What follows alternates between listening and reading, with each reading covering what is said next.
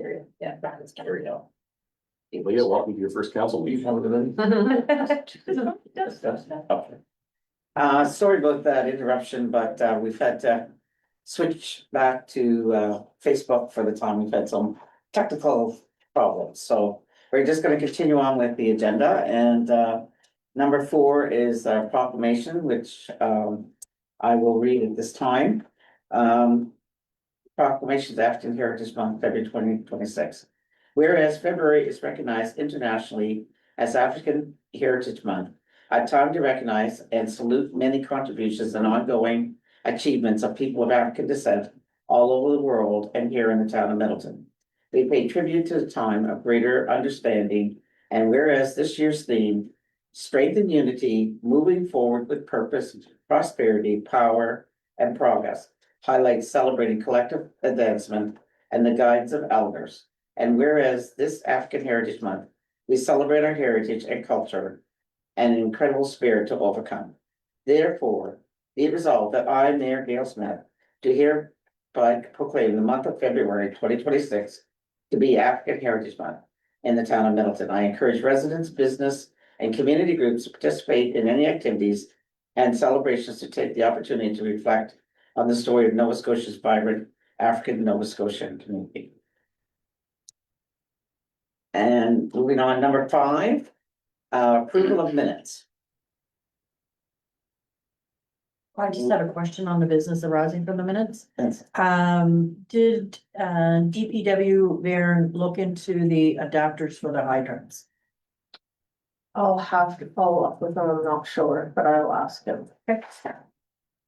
And I wanted to just note that on page 5, Councillor Knapp and Deputy Mayor Marshall both wished everyone a Merry Christmas, and I did as well. I remember when we went around the loop, so I wonder if I can just come back to that. And for error. Yeah. So, yes, so, anyone else? Okay, with the error that was made. Yeah, okay. Of those, so to approve the minutes, we'll have to announce like the error.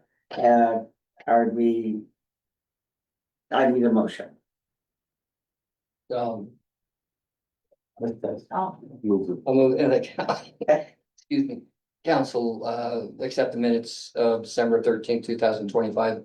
Sorry, December 15th, 2025, as mentioned. I'll second that. Any other further discussion?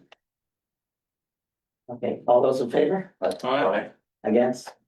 Motion carried. Okay. Item 6, anything by citizens? Do you? I did not receive anything. No. Yeah. Okay, moving on to new business. Number 7.1, PAC recommendations. RFD 007-2026, Northland Secondary Planning Strategy. Celia. Thank you, Mayor. So this RFD is coming as a recommendation from the Planning Advisory Committee, which met on January 12th to discuss the Northlands secondary planning strategy. So the PAC met, and there is a very much longer agenda package that went with the PAC for that meeting date, and it is posted on our website. But I did ask our planner from BCP if they could just do a 2-page summary of what the recommended changes were and why, and that has been attached to your council package. So we are recommending, staff is recommending, and the PAC is recommending that in order to move forward with this, that council directs staff to consider other ways to amend the municipal planning strategy and land use bylaw. To consider a development proposal on the Parsons lands only within the Northland secondary planning strategy area. And then that would go back to the PAC for review, And then when the PAC is happy with it, it would come back to council. And then, as we know with MPS LEB amendments, there's generally a process where the PAC may choose to have a public hearing, and if they don't, then there is a requirement for council to have one at second reading, or right before second reading is generally what we normally do. So the history behind this, and I guess when I'm finished my presentation, council can of course ask questions to the two council members that sit on the PAC in case they want to three members, in case they want to pitch in on anything. But basically, we are at a bit of an impasse with the secondary planning strategy and it being something that the major landowner can move forward with. And so that is why the recommendation is there for staff to work with that specific landowner that does actually want to develop. We haven't had any of the other landowners in that secondary planning strategy area express interest in developing, but because there is one that's interested, there are other avenues to explore how to move this forward, such as a development agreement, which we're all familiar with, or site plan approval was mentioned by our planner. I don't think we have that enabled in our MPS LEB right now, so there would be a process around that. But what we are here to ask council for is direction for staff to go back and look into those options with our planner and the developer that does want to develop and the PAC, and bring something back to council. Thank you. Any questions? It just, You want the motion first and then discuss? that's probably. Oh, okay. Yeah, we'll. I'll move the council direct staff to initiate work on amendments to the municipal planning strategy, MPS. And land use bylaw, LUB, to consider a development proposal on the Parsons lands within the Northland secondary plan area. Staff is further directed to work with Parsons Investments Limited to fully understand its proposal and to use the principles, approaches, and technical work from the Northland secondary planning strategy to the greatest extent possible when preparing recommendations to council. Second. Oh, Questions? comment, I've been on the PAC for a while, and when the secondary plan came to us, I was kind of wondering why we were including areas that owners were not really wanting to develop, so. But that, and I guess Fallon, I think it was Fallon at the time, was it Fallon? Fallon had recommended this the way to go, so. As on the PAC, that's what we thought we were supposed to do in terms of recommendations. After listening to Parsons and the presentation the other day, I can understand why there's some concerns. Even in the plan itself, some of the roadways kind of intercede with other landowners, land that's not going to be developed.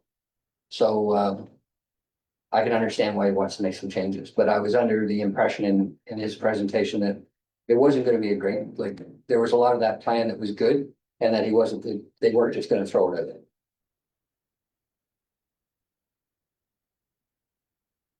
Yes, yeah. I just wanted to speak to your question about why we went with this secondary planning strategy, and my understanding from the planners was that the zoning in our existing municipal planning strategy and land use bylaw, I think, was RH, or residential holding. And if you look up the definition in our land use bylaw, I believe that RH, or residential holding zones, in order to be developed, I think our MPS LEB says that it has to go through a secondary planning strategy. And the whole purpose of the secondary planning strategy was to design a mini MPS LUB, which is what a secondary planning strategy is, for a specific area of the town to determine what's best for that area, which generally, in most cases, doesn't involve one landowner. It's usually a whole bunch of PIDs, a whole bunch of landowners. Usually, we are a bit unique, I think, in the sense that the majority of the lands are owned by one. But we did also receive a letter from Parsons asking us to initiate this strategy because that is what the MPSLUB kind of guides you to do. So that is why we went that route.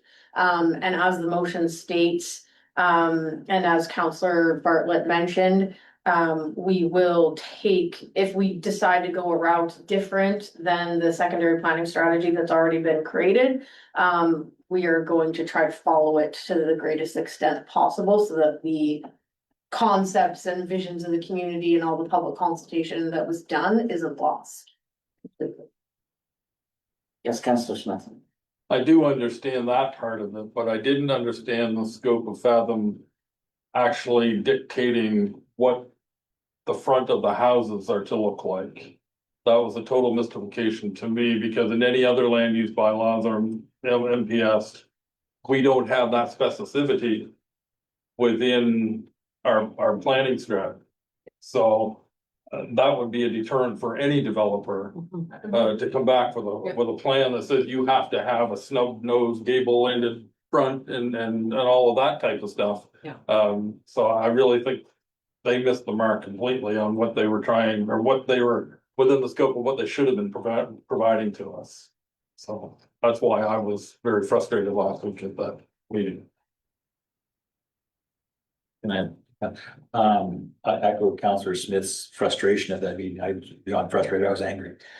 We spent $150,000, to my knowledge, with this company to be given a plan that was non-functional, from what I interpreted. Parsons is saying. There were roads that go over people's properties that they have no plans or ability or interest in developing, which were interfering with Parsons' ability to do stuff. And I spoke with somebody I know in the development side of things, and apparently this is not uncommon with smaller communities where we don't have the in-house expertise to catch these problems ahead of time. We do contract that out, and I am a bit concerned that some of the issues weren't caught earlier on. Because it sounds like a lot of the Parsons roadways and stuff like that, I haven't seen them, but it sounds like what they were initially proposing, again, goes on their land because they have the ability to access that. It didn't get listened to, or that didn't get factored into Fathom's overall scheme. It was, well, as nice of a plan as it is, it just is not a functional scheme or plan. And I have concerns with that. I would like to address that at a later date. I think the motion as presented is absolutely the way it should be done. But I'm concerned that we were prepared to basically accept the Fathom plan, or for Northlands kind of thing, and push forward a week ago. And after 2 years and $150,000, we've fundamentally stepped back from that. We're trying to salvage parts of it as a plan in principle, as opposed to an actual plan as designed, which was intended to allow other landowners as well as Parsons to kind of move forward on a development project. It's something we as council have to address later. We've got to come back to this and find out what exactly happened with that, so we don't make mistakes like that again. It's not dissimilar to what happened with the fire hall, where company come in, paid them good money, and designed something that was realistically not a feasible project. And I think some similar things have been made there, mistakes have been made there, and we have to take a look at why that happens and how we can avoid that in the future. And that's my only comment. Well, I have a question, sorry, let's have a follow-up question to what Councilor Smith said, or sorry, that's Smith, article. Parsons plan, the only thing I ever remember seeing was something that was very rudimentary that came in the day that he presented this. Has there been a more detailed plan that he? No. So the initial Parsons drawings were very basic. Had not a lot of roadway. So as far as what they had and what they said compared to what we have now, they didn't have much. They may have something now, but they didn't present anything at the time to council, because it was presented here in council or PAC that would have been considered a subdivision plan. At least not that I know of, unless I missed something. Sorry. Yes, Deputy Mayor. I just wanna follow up a little bit, so. We've always said that you can't force someone to spend their money, so. So I guess my question is that the secondary plan that was done. Obviously, the developer's not interested in pursuing that secondary plan as presented. So. As Councillor Bartlett just said. So are we able to go back to the developer and say, can we meet in the middle? You know, so it's one thing to have a secondary plan that, to have that and everything's ready to go and green lighted. But if the developer's not planning to spend their money and go ahead with that development, so are we gonna see something a little more formal from the developer? Yes, CEO. Yes, that is the hope. And I'm just trying to find the exact dollar amount and I'm not finding it, but I don't believe it was 150,000, Councillor Archibald. I think it was around 60 to 75. I thought it I'm was just that. trying to find the RFP. I can't, not finding it really quickly here. But actually, I have it.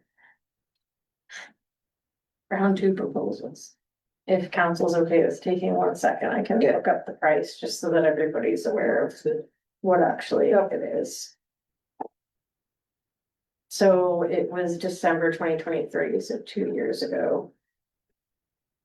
Yeah, so it was $65,000 plus HST. And then I do believe additional services, $10,000 traffic study. I can't recall whether we actually got that done. I think we did.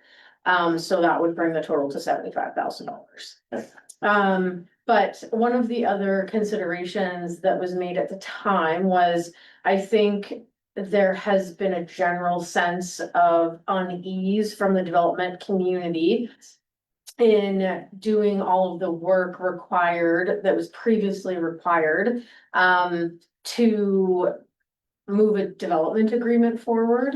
And we saw that with the Bruce Auto Group.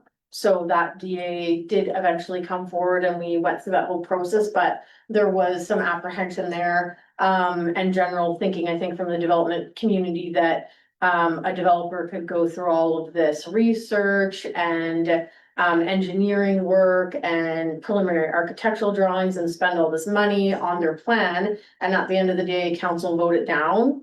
And so I do believe there was some conversations with this particular developer about that apprehension as well. And I believe the ask was for the town to change the zoning, and that was the mechanism by which we could change the zoning, which is the secondary planning strategy. So that is why we did go that route. And you know, Fathom is a professional planner, like they are very good at their jobs. I do understand the concerns from some counselors that it might not have ended up being what this particular developer wants to do. But they did do public consultation, and that secondary planning strategy was supposed to reflect the public's input and based on their own professional engineering and planning work. Some of the building things that specifications that you mentioned, those are normal in secondary planning strategies. How normal they are for small towns like ours, I don't know, but that they are normal in secondary planning strategies, so it's not there. I don't think our secondary plan that we ended up with is abnormal from other ones that are in other areas. It just sounds like it's just not quite exactly what we're looking for this particular area of town because of the uniqueness of having one developer owning the majority of the land. So, the motion kind of stands as it is, and yes, the hope is that Parsons does bring forward, a bit more information and description and detail to their plan forward so that we can work with them to ensure that we bring something back to council that is gonna work for both of us. Yes, Deputy Mayor. So do you get a sense that the developer is looking to move something forward? Yeah. Okay. That's because we have been, and it's no secret, that the town of Middleton out there in the developing world is that the town of Middleton is not open to development. Yeah. And on the contrary, we'd like to be, but I know there's some red tape. We've had this conversation before. It all starts here at town hall as far as development and things go, but we should be encouraging some of these things. But I just hope that the secondary plan is somehow incorporating some of those things, because I don't want to be all for naught. Yeah. And the developer was there the evening of public consultation, taking part in the tabletop exercises.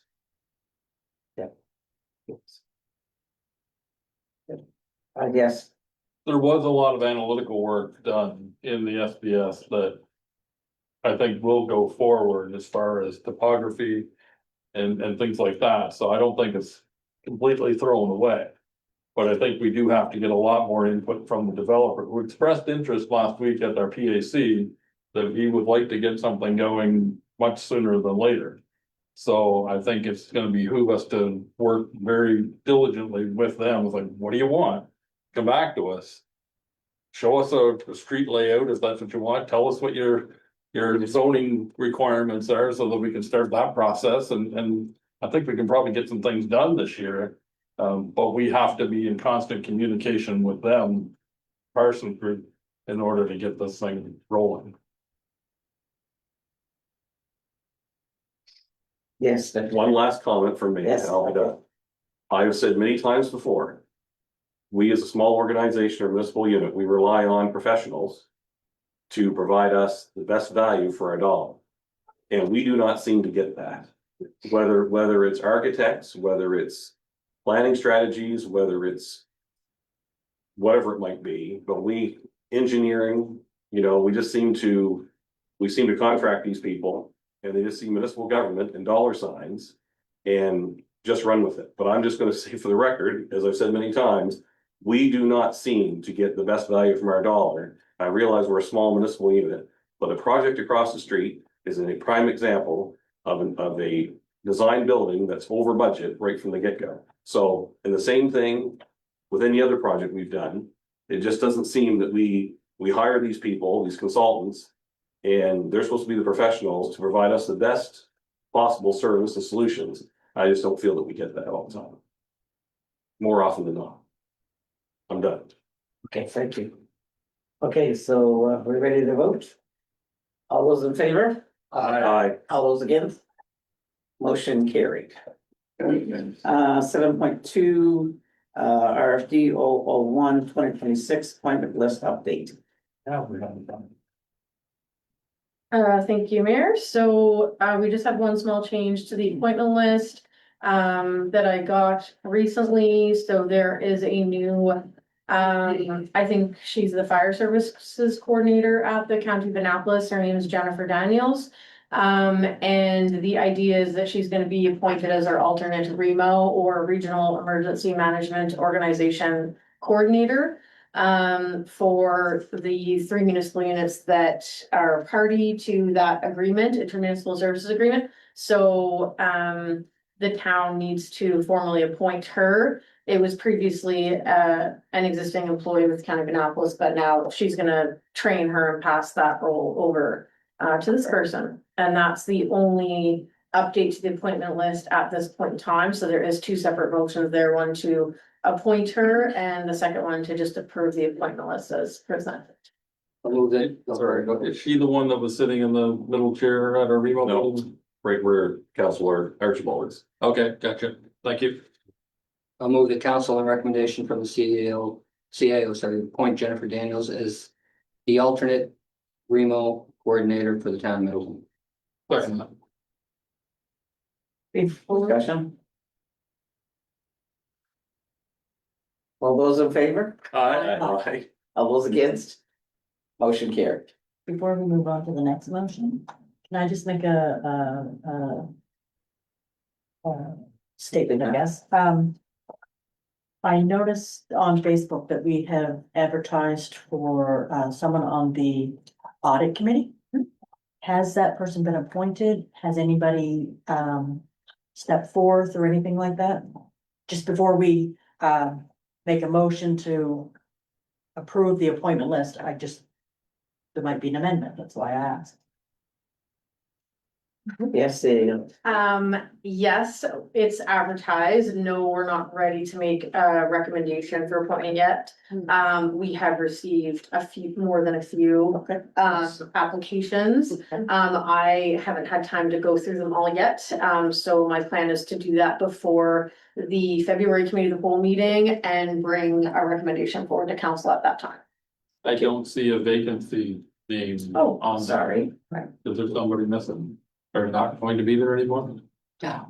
Yeah, sorry, apologies, that's our mistake. Yes, the third citizen appointee, Dow, has stepped down. Okay. So, yeah, we will fix that, Sarah, and, just put vacant there. I, make a motion for the council to approve the 2026 appointment list as amended and presented. Those. All those in favor? I, Against? Motion carried. Okay. 7.4 RFD. Oh, so I just read on by that, didn't I? Where should you go? 7.3, sorry, RFD 002 2026. Code of Conduct Investigator, CAO. Thank you, Mayor. So council has had this RFB before them. And the background to this is, if everybody remembers, the new municipal code of conduct for elected officials under the Municipal Government Act came out just over a year ago. You all took the training. And part of that legislation does require each municipal unit to appoint a code of conduct investigator. So the role of that person, who should ideally be a lawyer, and not our lawyer, by the way, because that would represent a conflict of interest. So the role of that person would be to handle any code of conduct complaints that are made against anybody on this municipal council. And take us through that process and work us through whatever the issue is.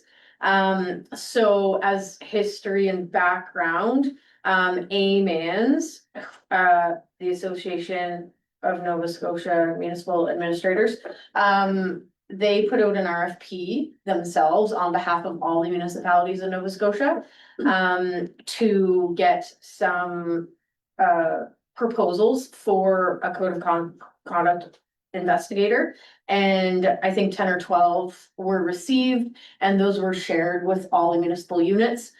So just as a background, I went through all of those and made a spreadsheet. I didn't attach it here, but I made a spreadsheet and looked at some of the fees, and a lot of the proposals were looking for a retainer or some sort of hard cost or one-time fee every time there was a code of conduct complaint.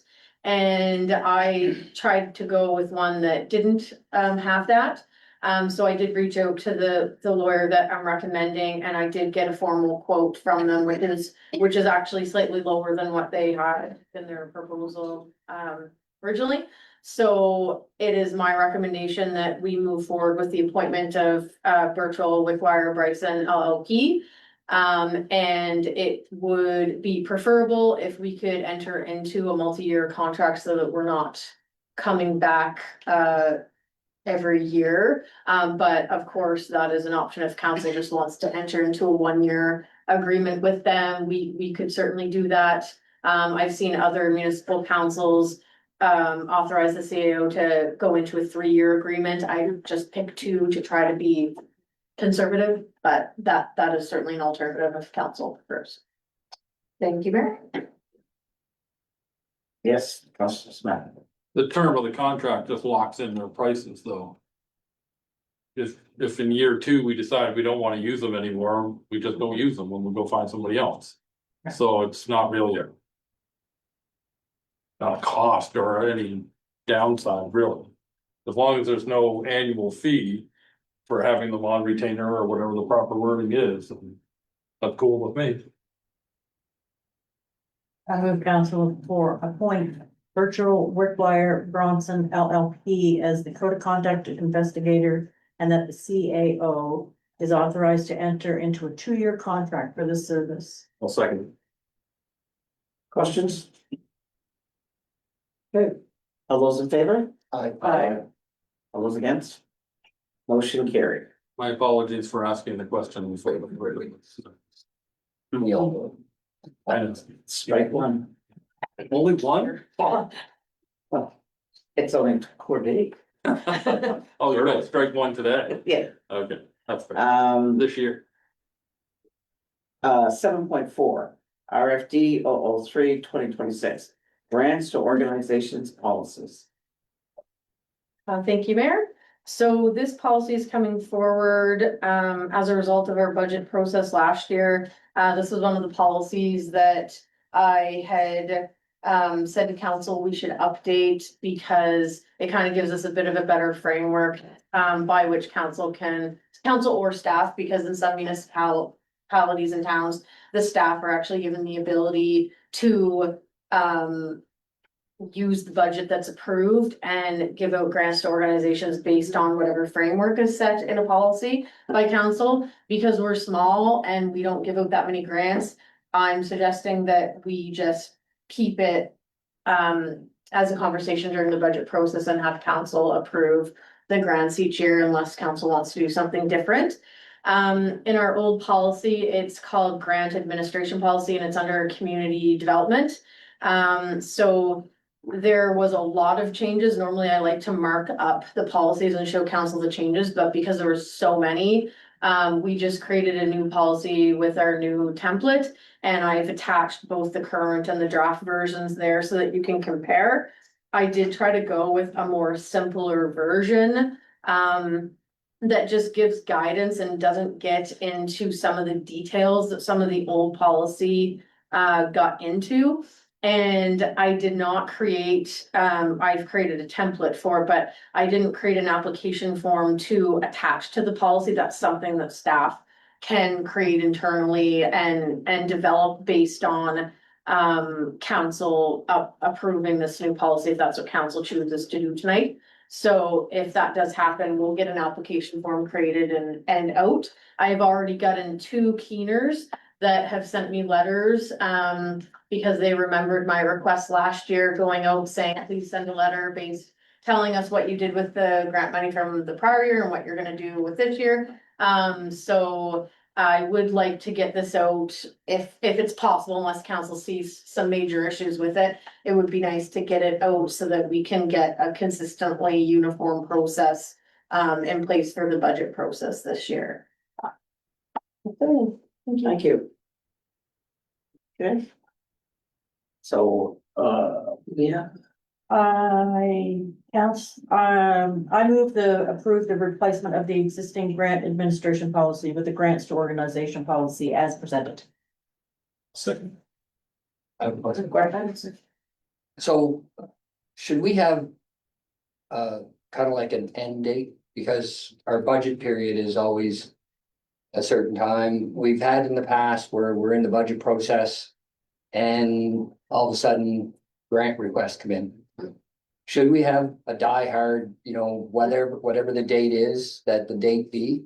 So I'm looking at the application process. And I'm thinking, I think in there should be that, to fill out this application, it has to be in our hands by such a date. That date to be determined, like whatever we want, but. I agree, because does not council have to approve these as well?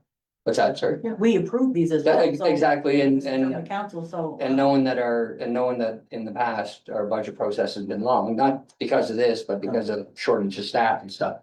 But I believe it should be, we should have an end date by.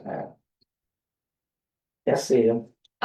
Yes, as a matter of fact, one of the policy that I used as a model for ours did have a deadline in there. And I just thought it might be better to have it on the form itself rather than in the policy, but council could definitely approve an amendment to add 5.3 and put a deadline. We don't in my history here, we haven't typically gotten a bunch of grant requests, mid-budget process. But yeah, that, either way, I was just gonna throw it on the application form, but it could certainly be part of policy if council. Okay, and wishes. I guess I don't see the application that quite this. I haven't drafted it Yeah, yet, okay. but yes, that was my intention to put it on there. Yes, Councillor Quinn. I was wondering if we could put something in there where we ask them to report back to us about what they did with the money before we consider. Yes, they do. So that would be part of the application form, okay? All right, thanks. Yes, Councillor. And I kind of think I know the answer, but I want to clarify. With the restrictions on, organizations applying, depending on the amount you're applying for every was it 4 to 8 years? Is that organization specific or is that project specific?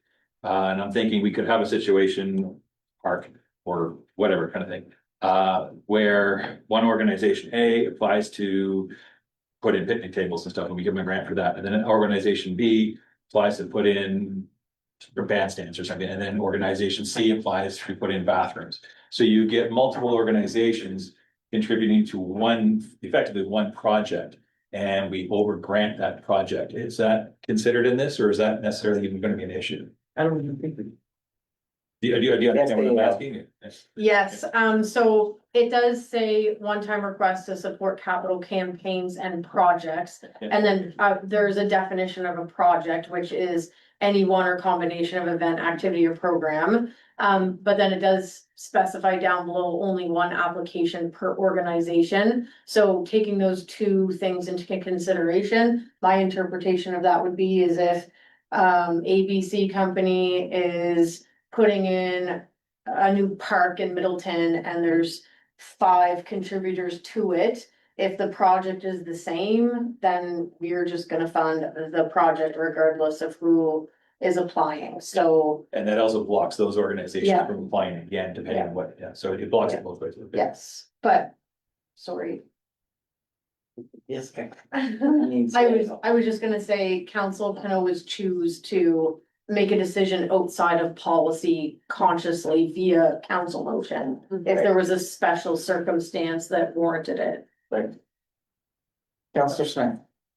4.1.1.1, the request is greater than $5,000. Does that mean that council's not going to review any requests below $5,000? Yes. We've traditionally approved all grant requests, no matter how small, down to the $500 level even. In previous policies or budget processes, that you're asking to have that power be held internally and taking it out of council's hands? Stale.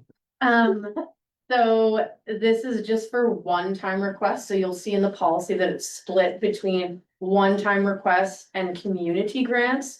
So the one-time requests are for capital campaigns and bigger projects or one-off extraordinary events. I think the grants that you're speaking about would be considered under community grants. And there's no minimum set there. There is a maximum set of $10,000. And I have gone through our budget for the past 3 years, and all of the existing grants that we give out currently would be considered a community grant. And they do not exceed $10,000 right now. So right now, all of our current grants would fit within this policy. But there could be small capital grants. Somebody wants to put park benches somewhere or whatever, that's $2,000 and. Yes, you have entirety the view of the budget, but I just think I think one of the chief council roles is to govern the money that we're giving away to outside organizations. Any amount, to be honest with you. That's what I think about all the democracy rule the table. Yes. Stale. So I would just say, as an option, council could consider lowering that number and just direct staff to lower it if you wish. But I do want to clarify that just because it says 5,000 doesn't give staff the ability to approve things less than 5,000. That's not what that means. It doesn't say you can. Right, but the policy says that we, as a town, meaning staff and council, will not approve requests for capital one-time requests that are greater than $5,000. Or sorry. It has to be between 5 and 50. So if we got a request for 2, what I would do is probably bring it forward in the budget process, and if council still wanted to approve it, knowing that this is the policy, you could, but I wouldn't approve it because this doesn't give me the ability to. But if council's uncomfortable, I would just say direct staff to lower that dollar value if you want. I'm not so sure you don't have that power, but if you say you don't, I'm not saying that this grants you that power or doesn't grant you that power. But you have already purchasing power under certain dollar amounts. Yep. Already, so. Again, I don't wanna repeat myself, but with giving away money. I think there should be a tighter rein. That's, I don't, nobody else is speaking to this issue, so I don't know what anybody else thinks, but. Yes, council. Should we not just amend it to basically grants under 5,000 and just drop the 2,000? Because I think that's the issue, is you're not worried about the 2,000 and 5,000. It's the under 2,000 anomaly. It's the concept of giving money away to Yeah, outside so organizations. if we went- I feel that we should have more complete control over. So we went from $1 to 5,000 is basically, that becomes a timeline issue when you can reapply. And then over 5,000 is a different timeline issue, but all those things come towards council that solves the problem. Am I right on that, or is that? Well, all of the grants come to us anyway. I mean, you know how much time we spent on them last year. Yeah. So, I'm not quite sure what you're saying. I just, I'm worried that this is taking away our ability to see all grants or to approve all grants. so what you're thinking is that because it says, one-time request to support Capital grants. projects and stuff. The world- It says considered by council using the following criteria. The request is greater than 5,000, or the request will not exceed 50,000. So It I'm, says by council. right, so if we get a $4,000 capital grant request. Yeah, We have no It'll come back. mechanism to deal with that at this point in time. Because it's not $5,000.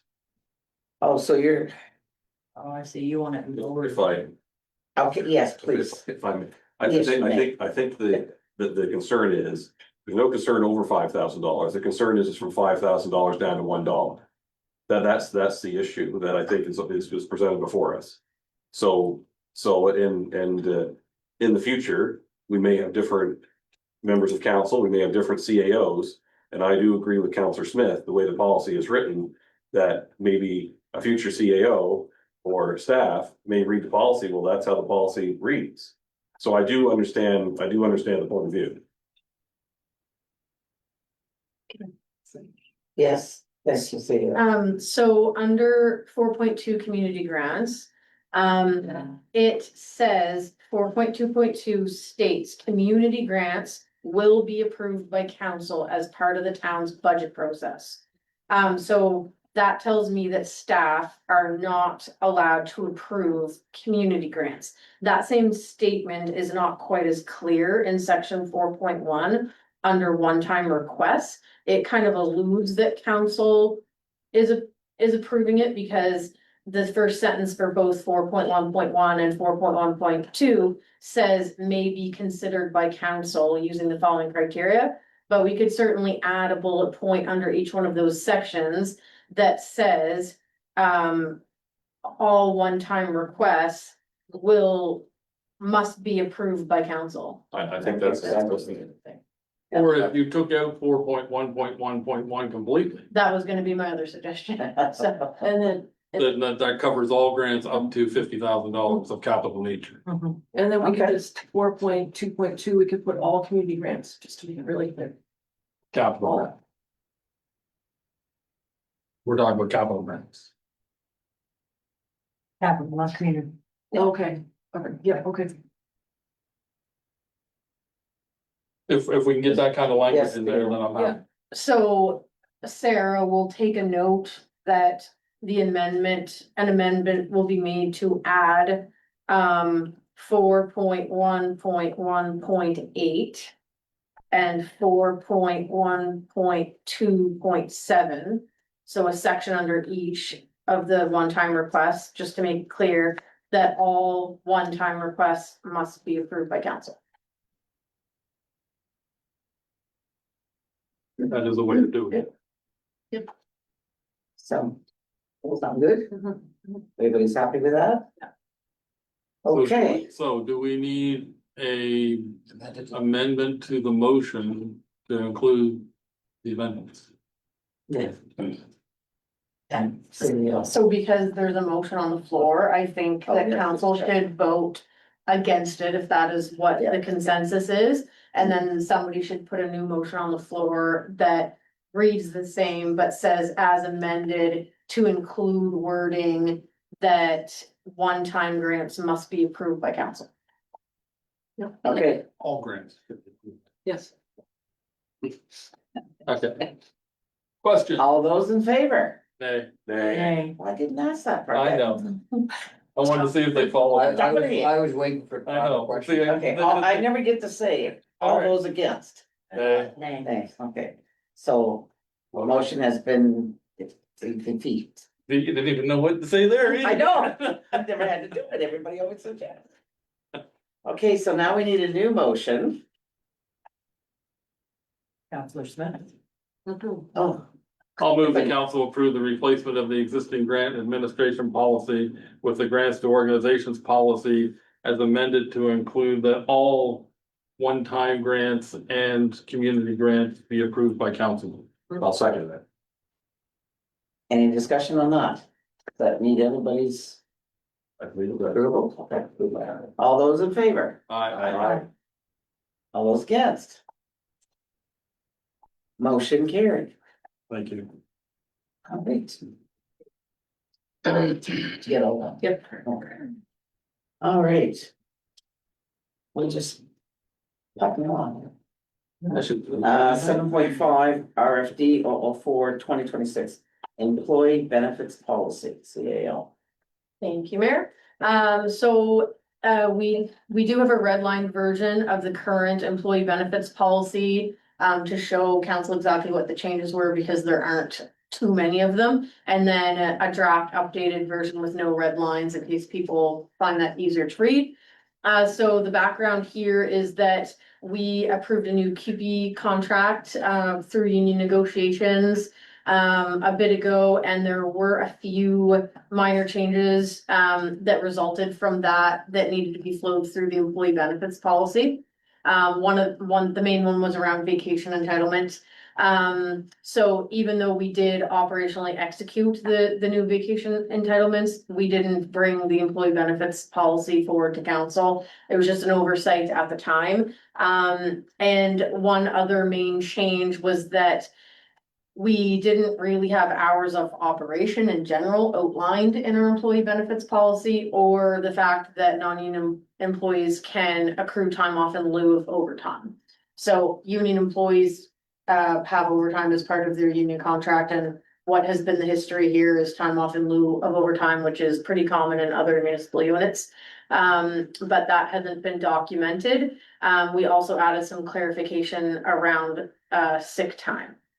So that is why we are bringing this forward. And then I also did just want to note that at some point this year, probably towards the end of the year, I did reach out to, I believe it's a company called HR Covered. It was a free resource that was brought down to all municipal units through either NSFM or AMANS. And I had a phone call with them, sent them all of our HR policies because some of our HR policies are a bit out of date. And haven't been updated and in quite some time, and there's quite a few of them. And what a lot of municipal units are moving towards now is having a policy manual for HR, and it being one whole document with a table of contents, and that whole thing will get approved by council instead of a whole bunch of individual policies. And so I did have a phone call with them, a couple meetings, and I do have a draft HR manual, but there's quite a few things that I have to update in it formatting being one, and I need to read every word of it and make sure that it is applicable and consistent with how we operate here. But I did just want to let council know that that is something being worked on behind the scenes and it will be coming forward. But in the meantime, I don't want to, as we find things that need to be updated or changed in our existing policies until that policy manual comes forward, we really should be making updates so that staff have clear policies on how to, deal with things that aren't previously mentioned in policies. Thank you. There is a motion here. I'll move the council approve the revised employee benefit policy as presented. Second? Questions? Yes, Just a clarification, what exactly is a floating holiday? A floating holiday, is mentioned in our collective agreement.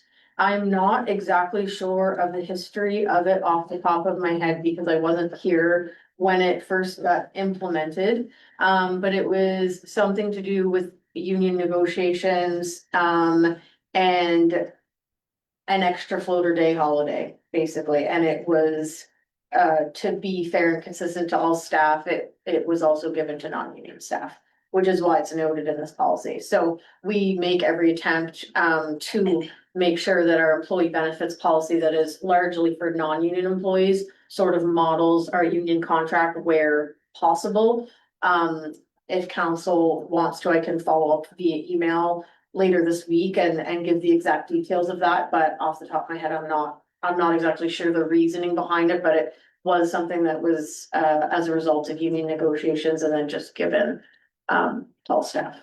My assumption reading it was that it was for person's birthday, for example, or if you have a religion that has a holiday outside of our standard ones, that's my assumption, Yeah. but could we get some clarification on that, Jen? no, It used to be birthday. And then they changed it to a floating, if it was on a weekend, not everybody could take their birthday. So they made it, everyone had a floating holiday. no, okay. But things to fall inside it. Councilor Schmidt. Yeah. So just to clarify, our union contract has already adopted a change to give 3 weeks from after year one, and that's why we're adopting it for everybody. Yeah. I don't like that, no way recognize that. For the record, I don't like that. Well, Any other questions? If not, all those in favor? Aye. All right. Against? Motion carried. 7.6 RFP 05 2026 events for 2026. Sale. Thank you, Mayor. So I'm hoping that we can keep this discussion as brief as possible because I know that we all love town events and could probably talk about them forever. So I'll just give a very quick synopsis, and I do have 2 town staff that manage our events here to answer specific questions if council has some.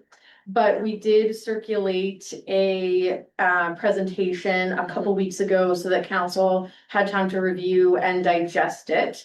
And we are looking at least for specific direction at this meeting in particular, just to refresh everybody's memory from the conversation we had at our December council meeting. The county puts out a schedule of events. And I think they do that at the end of January, and then there is another pamphlet that goes out in February. So if we want our events to be listed in both of those things, we need to pick our dates now and get them in both of those calendars and brochures. So that is why there's an urgency for some decisions tonight. Attached to the RFD is survey results that were circulated to everybody before Christmas. So that survey was done in late fall. And the first slide of PowerPoint, I won't go through the whole thing because I hope you all had time to look at it. But staff are recommending that we move forward with the Shad Derby on May 9th or 16th. It will It will depend on when the Shab Run is happening. So when we know that, we will get that out. We are proposing to move forward with Canada Day. We are looking for direction from council whether council wants us to do children's activities or not. We did do a parade last year. It went well. We still want to do a parade, but the museum does, McDonald Museum does quite a few children's activities, and we may not need to do activities since they do, or we can. We do want to move forward with the Heart Run Century Ride with the dates proposed, August 8th and 9th, and there's a note there that we need to keep that weekend consistent to stay on the Run Nova Scotia Road Race Series. We do want to move forward with the Haunted House and Witch Walk. We changed that a little bit this year and had some additional help from the McDonald Museum putting that on and some businesses, and it went fairly well. So the proposed dates for that happen to be the same as this last year, October 24th and 25th. And the museum, by the way, McDonald Museum has reached out to us, looking for us to set up a meeting, which we've already set up, I think, next week or this week, to collaborate with them on what our events are and figure out how we can work with them. And then the final one being our tree lighting ceremony and holiday parade. November 27th is the date that we're proposing. So just wanted to be clear that staff are proposing moving forward with those events as our major events. We do tons of other little events like competitions, decorating competitions, the wreath making workshop, Zumba, core fitness, the new Titan training, the new judo. There's tons of events that our events coordinator and adventure programmer summer students put on in the summer. So we didn't list those things necessarily as our main events. They are mentioned in the presentation and they're on all of our event schedules that we send out every month. The one that I guess we're really looking for feedback on is what used to be the Heart of the Valley Festival.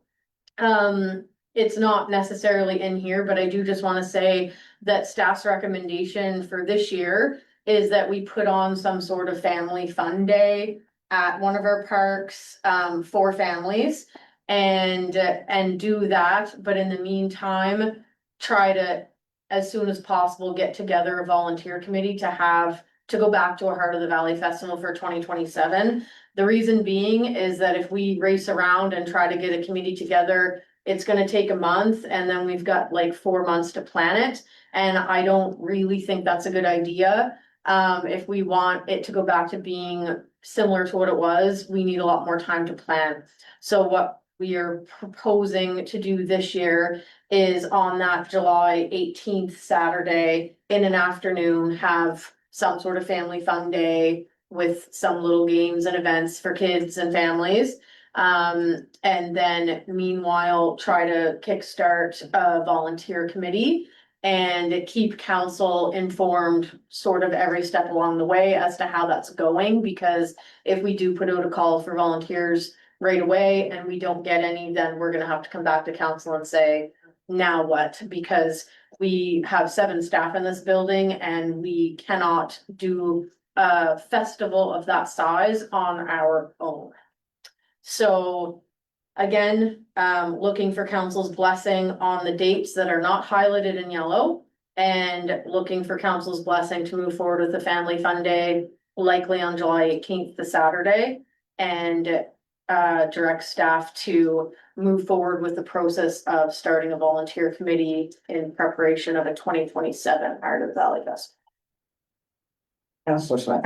October 24th and 25th is Saturday, Sunday. Is that really what you wanted, or did you want Friday, Saturday? Friday, Saturday. So you want the 23rd. 23rd, 24th? Sorry about that. Very grateful.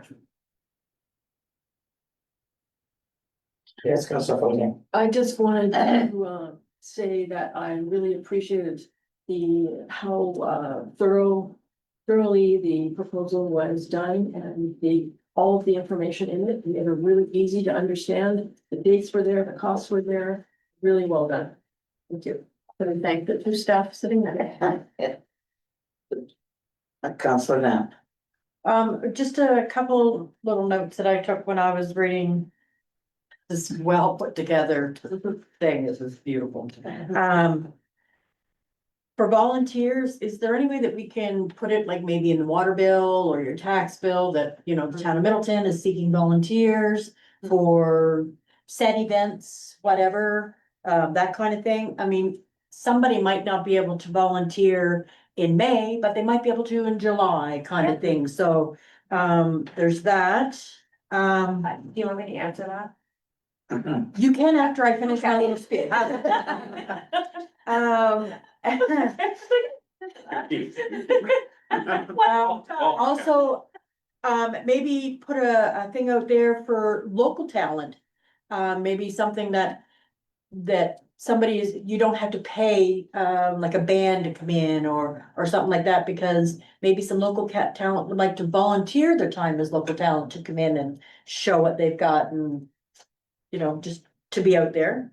And then that way you wouldn't have to make a fee or a charge of some sort. And it might not be a singer. It could be somebody making animal balloons and you know what I mean, that kind of thing.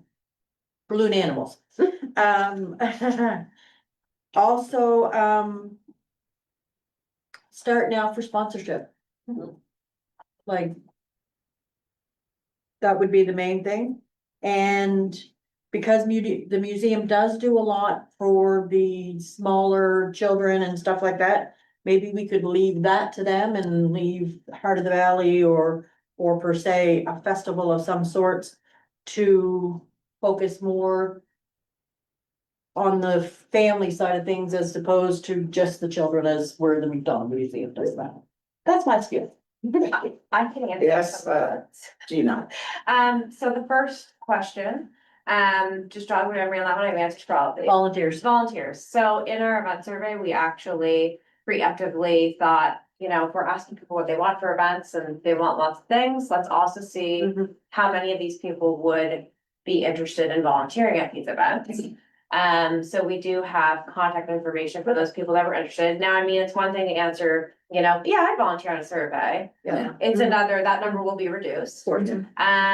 Yes, volunteer anytime we need a volunteer position for anything like the audit committee, for example, that goes in the beat. It goes in our event schedule as a notice and we post graphics on the website and Facebook and they also go up in print around town. Okay. So that'll get it that way.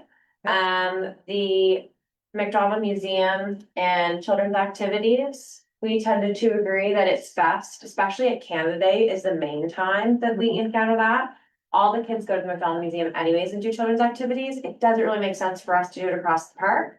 Right. But we definitely want to continue doing the parade. Super Yeah. easy to put on a parade. People love it. It's just before everything starts going on at McDonald Museum. Super easy to do. And your third question was, or the fourth one, there's one. Sponsorship. Sponsorship, yes.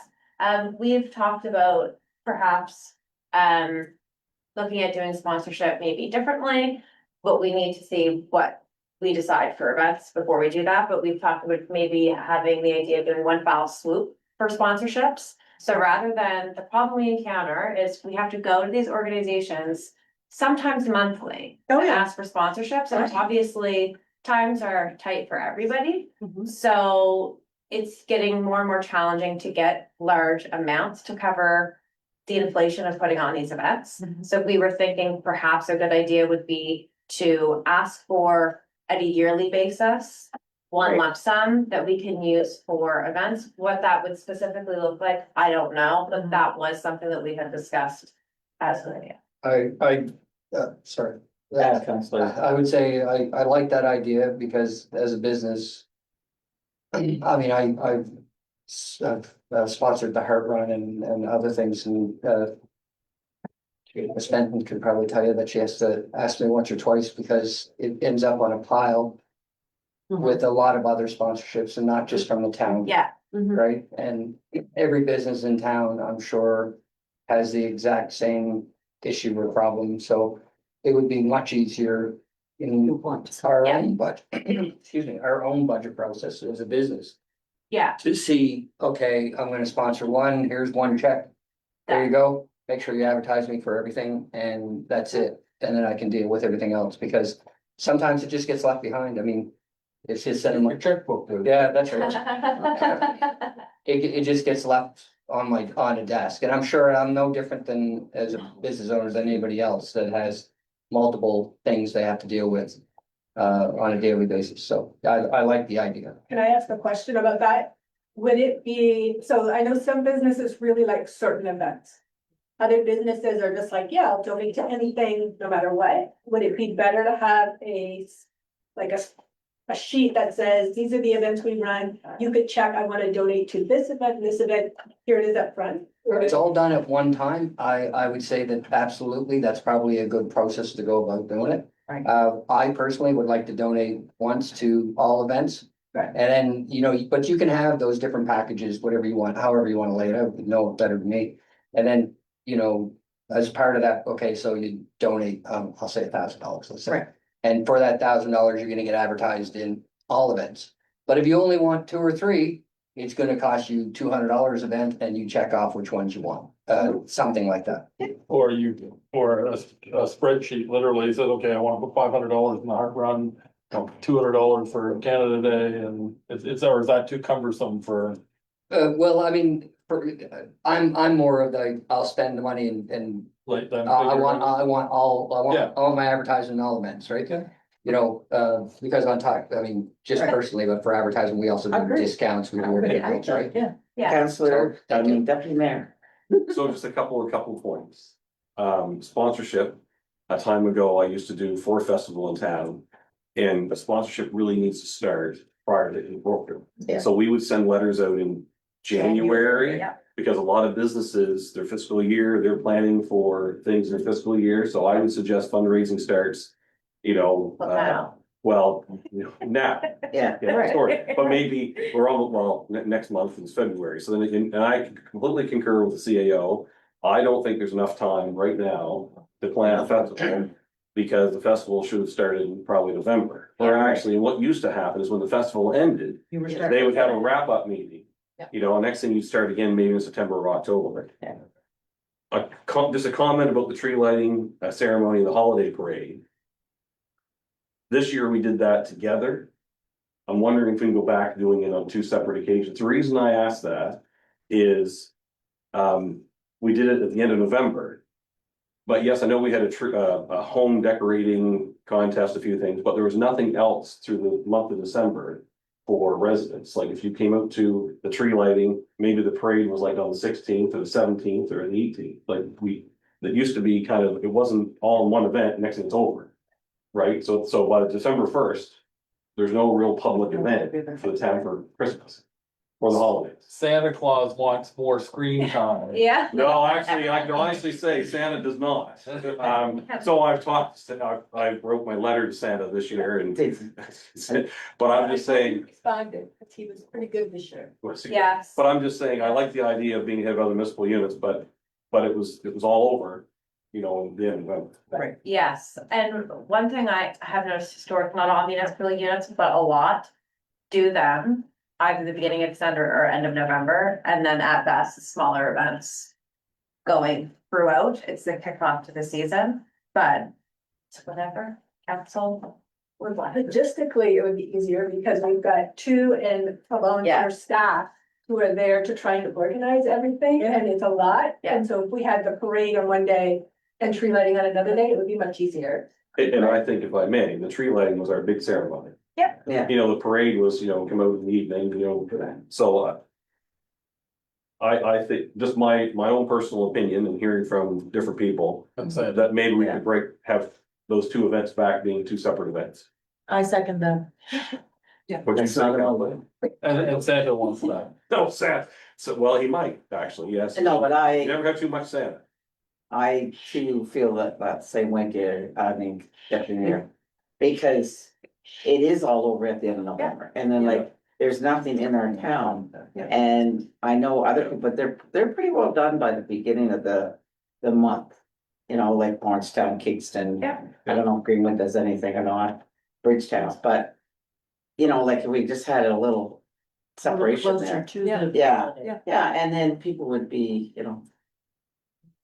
Counselor, I mean. Whoever you are. I'm sitting in so much tonight. So would it be fair to say that staff would keep would agree to keep the tree lighting ceremony on November 27th? And we, at our own discretion, will pick evening, not too late in the evening for the little kiddies, but an evening date in December for the parade. Good, that sounds good. Good? That sounds really good. Yeah. And is there, yes. I just clarify, so Canada Day Parade. It gets a lot of positive feedback. Do we Yeah. wanna keep Canada Day Parade and not have part of Valley Day Parade? I think For for, this year. Well, For for this this year. year, for this year, I think if it comes to be a Heart of the Valley again, I think the parade should go there and not on July 1st. But Yes, that's just me. a toned down family fun day or whatever for we're this Yeah. year. For this year, relabeling yeah. isn't gonna require a parade. Oh, no. So when we meet with McDonald Museum this week, we can assure them we'll have a parade. that Yes. Canada Yes. Day. Yes, Yes. yes, Gina. And what was Jean, Yeah. Spirits of That's a. whoever you were. I don't like to call me Kristen, it makes me feel like my grandmother. Yeah, I was just gonna say one other point of clarification, we had. Quoted the idea of where we potentially might not have a Heart of the Valley days this Yeah. summer because too little time. Yeah. If we wanted to be able to have a parade as well, just as something, so we'd be doing effectively 2 parades in July, was an idea. Yeah, I got We'll kind of be cautious of not competing with other towns. it. Exactly. Really close towns. So this, Yeah. this is our weekend. Yeah, this is our The week, July 17th, 18th, Yeah. whatever way it rolls around. This is usually the weekend that, it's usually the third weekend of July. Yeah. So, I Councilor. just have one more comment, and it's on the parade and the parade routes. oh, yeah. I don't remember what Canada Day was, but I do know that. The last few Heart of the Valley parades were, the parade route was terrible. Agreed. I agree. Um, I agree. What the parade route was? Parade route used to be, community college, all the way up until you get to Main Street, or, Main Street. Yeah. You hook a left on Main Street at the lights, you come across, King. yeah. Oh. And what? King. Yeah, King, and then down King, Oh, And the here. road. Down King. and into Rotary Park. Ended in the Rotary Park. You have to. Yes, It was a big, yeah. You didn't have your hand up, she did. Being crazy. My first one I watched. was- She's kind of pumped up, I got it. And that's well, I'm not doing it for my own reasons, but I just thought that, I mean, I've the road lost, itself, I've lost. could twist and wind and go over towards. So, You already gave him the floor, I already had. I thought he was done. but he's not. Obviously. You're in contempt. There you go, you got a mark down. Yeah. Yeah, one thing to your point, we agreed to talk to the fire department about what routes are gonna work best, because ultimately they're the ones that really have Right, a headache on their hands potentially if a route isn't organized correctly. So that's definitely looking for feedback on the route that we can take to the fire department and say, how about this proposed route? Would this work for you? now it's the CAO's turn. Can I just bring everyone back? We're trying to keep this high level, not get into the Yes, detail. absolutely. I've made some notes of the feedback. We've made a note to have a better parade route.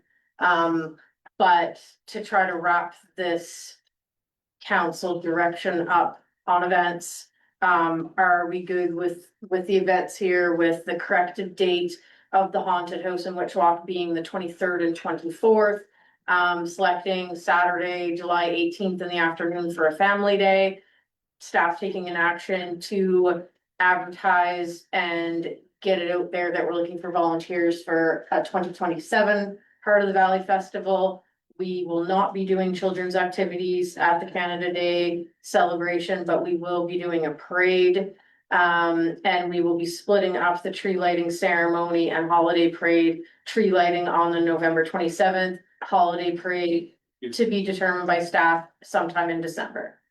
Is that fair to summarize everything, and is council okay with all of that? Yes. Does that work? Deputy Mayor. I just have a question, okay, sorry, I just have a question, high level about Canada Day, and I know about the town running children's programs in addition to. But could the town work with the museum and embellish the children's programs that are gonna have one Canada Day? Cause I'm not sure exactly what the museum does for children's programs. Gina was first. Oh, yeah. I override her. You can. Can I just say? Yes, you can, so you go. I'd rather not answer. Can I just say that we do already have a meeting scheduled with Claire and we will make a note to talk to her about that. And if she Good. is looking for support from us, we will offer what we can. Is that? That Okay. sounds great. But my only point was, if that's the only thing we're gonna really have, other than the family day Yeah, in July, that maybe we could work together to make Canada Day Yeah. something special. yeah. Maybe Santa can show up. Santa's oldest is in July. He's shown up in July before. We did collaborate with the Yes. museum this year. I can't. I just have two quick points. I had Yes. 2 pages of notes on this. First, I do really like that there is one major event for each season. There's a spring, summer, fall, and winter event. I think it's fantastic. And I like the schedules being set early. Can we make a concerted effort to get that schedule out to not only just the business community, other interested parties, be it service clubs and some of that might be interested in volunteer, but particularly the business community, that can then blend this into whatever marketing concerns they have, or if they know there's gonna be a parade coming down the street, have to adjust it or something like that. That's my only concerns, or comments, not concerns. Okay, thank you.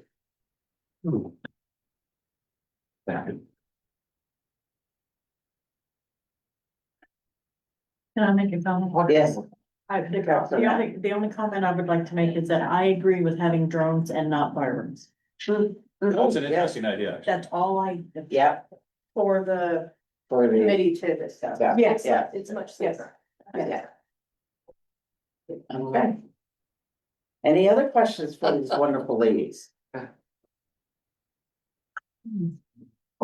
Oh, he's shaking his head now. Yeah. I don't know why he's doing that. Any other questions for Gina and Lisa? No question, just a comment. You guys did a fantastic job. Yes, thank you. It was Thank you. wonderful. Thank you very much. And you're all- Easy to read. The events. Yeah. Yeah, it was really Yeah, easy you to can all read. come to the event if you Yeah. want. Yeah. We appreciate your work. Thank you, guys. Thank you. We treat the rest of your work. Just to know Yeah. I think all. Oh, yeah, now you wanna- These events. It's breaking my heart to leave. I know, I'm sure it is. Yeah. I seen you counting down the I have minutes. very important business to attend to. Make sure you log on in the car so you can That's watch right. this. Yeah, you want. Figure which platform we're on. Just to make a note, now that we know these dates, let's see if most council can come to most of these functions. Right. I go to as many as I can So now. do I. These events end up happening on days To of be, busy. make a point at trying to make some of the events if they can. Great. Some can't make them all, but I will personally train anybody who wants to run in the cart run. I wish I could. Okay, let's move on to 7.7. Now they're all backing out, aren't they? 7.7, RFD 006-2026 Fire Department 4x4 truck capital project, CL. Thank you, Mayor. So this is just a quick update for council. There was just some confusion with the capital project sheet that originally was approved by council as part of the 25-26 budget because it didn't really specify that we were, of course, going to use the proceeds of the old truck and put them towards purchasing the new one. So they're not gonna keep both trucks. We think we may keep the truck internally for public works. So if that is what happens, we will determine fair market value and make sure that we transfer an appropriate amount to credit back the fire department on the remaining items, such as the cap and the lighting that still needs to be purchased.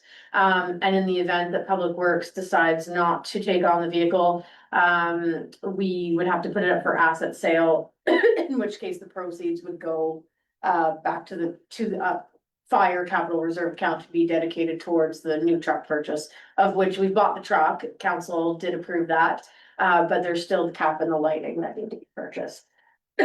So this RFD is just clarifying that we are taking the proceeds of the old truck and making sure that they're applied to the new truck. Thank you. Okay. All right. Will the council approve the transfer of the fair market value of the old fire department utility truck to the fire capital reserve account funded from either the sale of the old truck or a transfer from general capital reserve account in the event the truck is transferred to the public works department? Second that. Discussion? Yes, Deputy Mayor. I just want to clarify, I know we is a collaborative term, but the fire department themselves use fundraising money to buy the new truck. So it wasn't actually us as the town of Middleton, although the fire department falls under the town of Middleton and becomes an asset. I just wanted to clarify that the actual proceeds to purchase the truck came from fundraising. Okay. All those in favor? Aye. Against? Motion carried.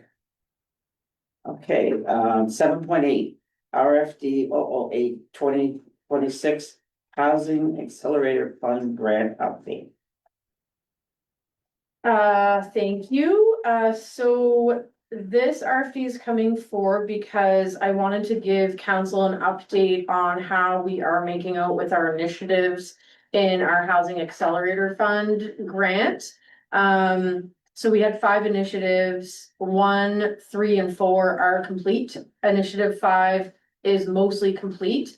We're just waiting for ministerial approval of the amendments to the municipal planning strategy and land use bylaw, which will complete milestone 2. And then the milestone 4, which is the evaluation, still needs to be done not until March 31st, 2027. So we will make that deadline. The main update here is with initiative 2, which is a comprehensive review of development charges and fee schedules. So we engaged our planning contractor, Brighter Community Planning Consulting Limited, or BCP, to do the research portion of this initiative, which was milestone 1. They are done and their findings are in the attached report to the RFD. So basically they are not recommending that we move forward with development cost charges, which are cost charges that are enabled by the Municipal Government Act to fund the development of new or expanded municipal infrastructure by charging additional fees to new subdivisions or new development in specified areas. There's actually just 1 municipal unit in all of Nova Scotia that has this enabled, from their research, I believe. So also as part of the research, they looked at fees. So we are all familiar with fees. Those are the building and development fees and building permit fees that everybody pays if they're adding a deck or a shed or a garage or what have you, or a new build. So we had BCP compare our fees for all those things with neighboring municipal units. They found that our fees are in line with the fees being charged and shouldn't present a barrier to residential development. In their report, they did mention that at times, other municipal units across Nova Scotia have either reduced their building and development fees or portions thereof, or completely got rid of them to try to encourage development. And that could be a mix of waiving only residential housing, building permit and development permit applications for affordable housing. Like that, council could be that specific if they wish, for a period of 1 year, to try to encourage, affordable housing development. So other municipal units have used that strategy. We have not lately, to my knowledge.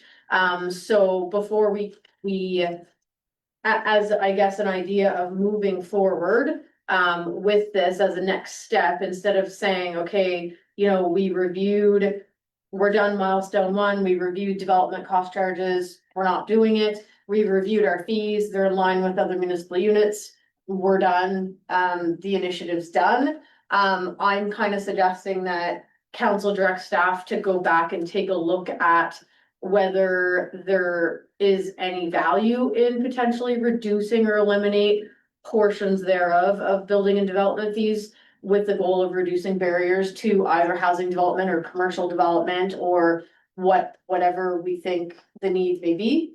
If council's absolutely not interested in that at all, that's completely fine. and we don't have to do that. We can leave them the same. I put that under as alternative one. I just wanted to throw this idea out there because it has been talked about a little bit in different meetings that we've had. And just because, council might tonight ask staff to investigate this, it doesn't mean that it's approved or that council is going to approve whatever ideas are brought forward. I just think that due diligence wise, if we are trying to be open to development, which was mentioned earlier, it just might be a good idea to at least look into this. And then the only other thing I wanted to mention before I'm done my presentation is that at the end of this, oh, and by the way, the comparison of the fees is included at the end of the BCP report. It's on page 11 of the package of the RFD itself. And then the last pages in the report it's a big file, and apologies that it's kind of big and a lot of words, but that is one of the many tracking files that staff, in this case me, maintain to try to make sure we are ticking along with our grants and meeting deadlines and getting things done. And I just thought it would be worth attaching this so that council could see where we are at with each one of the initiatives specifically, other than me just saying, we're done 3 of them and here's where we're at with the other one. So this just I've been working on this for the last couple months, and just wanted to present it. So I guess the motion coming out of this update is, maybe council could direct us to look into reducing or eliminating the building and development fees. Thank you. Thank you. There is a Motion. Is there a motion? I'll move the council direct staff to investigate the possibility of reducing or eliminating building and development fees with the goal of reducing barriers to housing development. Second, Questions? Yes, Councilor Tanya. Do you know about how much money we're talking? I do not, that's why, that would be the goal of Okay, directing staff to go investigate this. thank you. I noticed in the thing that they compared us to a number of different municipalities, but they didn't compare us to Annapolis County. I noticed that as well. I'm not sure the reason why. Yeah, when we do the thing, can we just have a look and see what Annapolis County charges by comparison there? They would be the number one comparison.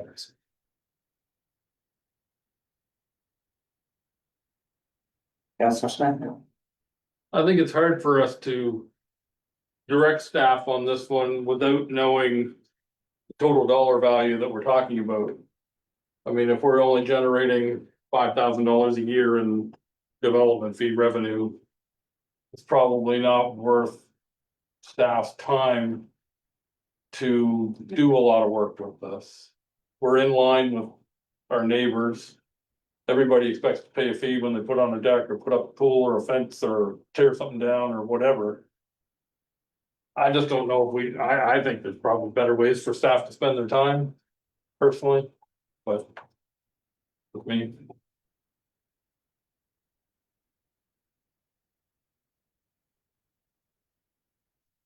I'd be a little on the opposite side of that, actually, type thing. I think taking a serious look at that, even, and because I don't honestly think there probably is actually a whole lot of revenue that we generate from this. So losing the revenue, if we decide to go and get rid of it, does send a signal to developers that, like, we're open for business. And as I mentioned earlier, I don't think intentionally, but unintentionally, I think we've developed as a community a reputation where they don't seem to want to develop. And I think that would be a nice signal, I think. So. Councilor Smith. However, if we are on the cusp of having a major development in our community, then now is not the time to eliminate the fees that could be generated from that development, given the amount of work that staff is going to have to do to get this project going and the ongoing work that we're going to do down for the next 100 years to keep a new community going within this town. That's the other side of that argument. I don't think those fees have ever been mentioned as a barrier to the developer talking about dealing with the Northlands area. Just to clarify, so, the Northlands development would have to. Council would either have to approve the current secondary plan or a DA before they would be able to even go for development and building permits. Yep.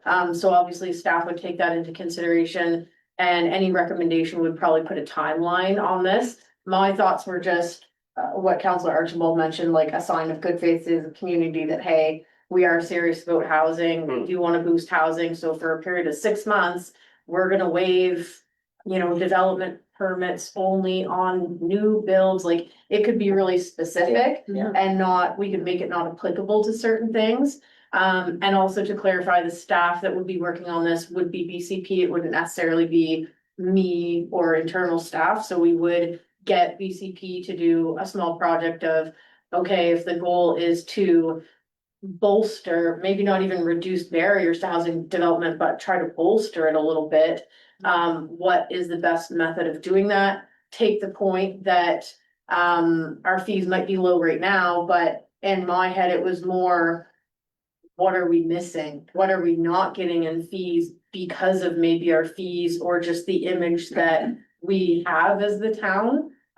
Because I could go back and that would be part of the exercise to go back and look at our financials and say, well, how much do we take in for building and development fees? But the real potential here is not our history, but what's out there that we're not getting because of Whatever. who knows what the because of is, but this could be a method of putting ourselves out there. And it doesn't have to be for very long, and it doesn't have to be for all types of permits. It was just an idea. Just, sorry, I don't mean to Yeah, no, interrupt you go you. ahead, sure, let's start. No, I just realized I may be in conflict of interest on this particular issue because I have a relative in the development process within the town, so I'm going to step away from the rest of this conversation. I really Okay. apologize. I never even thought about Okay, it halfway through. the conversation. Council Robert. So my only point would be that, the little we get in development fees is if we encourage growth, it's really the revenue is from the tax, the property tax, right? And I think that's where we have That's to what look we at need and to see. That's the potential. Yeah, the I'm potential, that's wondering what what's I out mean. there. Yeah. Well, but it's not gonna cost us anything if somebody doesn't develop. Right. We're not gonna get No. any, we're not gonna pay anything. We're not gonna lose any revenue. No, But if we encourage anyone to build because our development fees are dropped, then obviously the upside for us is that now we have that tax revenue. That property tax revenue. Right. And I dare say it's probably, because everyone has said that Middletown taxes are high. I dare say that it probably outweighs, especially in the long term, anything we're gonna lose in development fees. no, I agree with that, yes. I agree with everything that's been said. I just want us to appear to be open and try new things and welcome new development, hopefully bring new people. New development hopefully brings new revenue, brings a whole lot of things. But also, it's not just the fees so much, it's the process to get something started. And there's a bottleneck, or there has been in the past, a bottleneck. And I believe it must start here as far as development.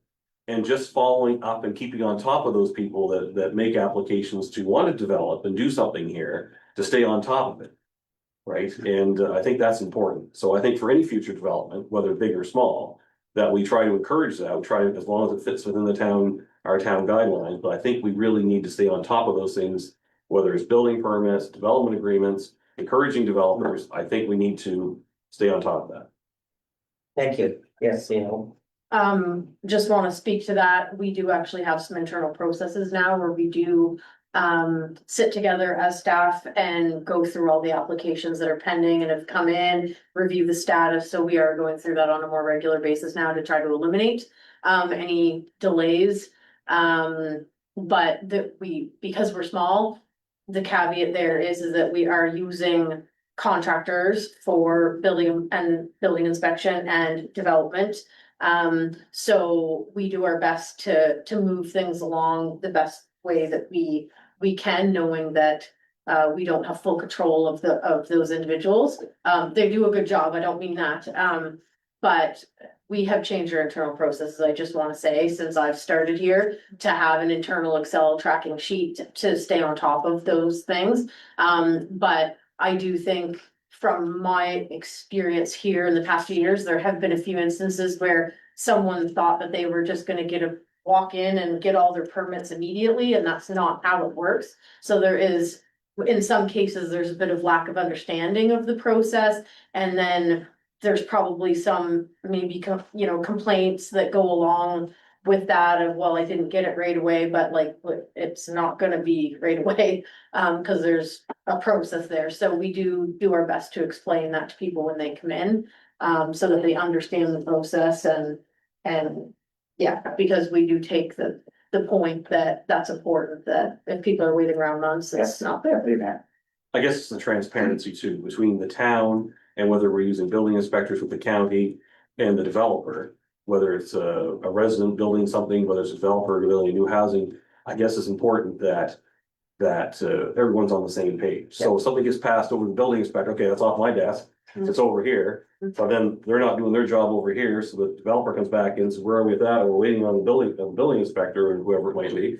And they say, oh, I forgot about that. So someone just needs to, when you start this process, someone needs to follow it through. Yes, and we do have someone in this office that does that ties all the pieces together. Thank you.